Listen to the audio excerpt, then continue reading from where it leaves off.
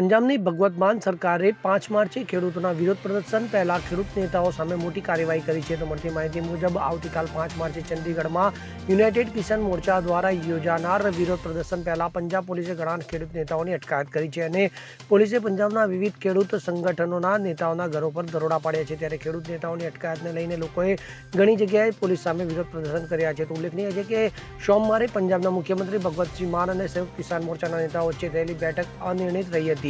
તો બેઠક અનિર્ણિત થયા બાદ ખેડૂતોએ આવતીકાલ 5 માર્ચે ચંદીગઢમાં ધરણા વિરોધ અને કૂચ કરવાની જાહેરાત કરી હતી. તો ખેડૂતો ચંદીગઢ તરફ કૂચ કરે તે પહેલા પોલીસે બઠિંડા જિલ્લામાં લગભગ 1 ડઝન સ્થળોએ દરોડા પાડ્યા હતા અને ઘણા ખેડૂત નેતાઓની અટકાયત કરી હતી. ત્યારે એવું કહેવામાં આવી રહ્યું છે કે ખેડૂત નેતાઓ અને મુખ્યમંત્રી વચ્ચેની મુલાકાતમાં ઘણી કડવાશ જોવા મળી આવી હતી.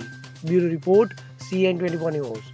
હવે જુઓ દેશ દુનિયાની તમામ ખબરો તમારી આંગળીના ટેરવે. ઉઠાવો મોબાઈલ અને Google Play Store પરથી ડાઉનલોડ કરો અમારી CN24 ન્યૂઝ મોબાઈલ એપ.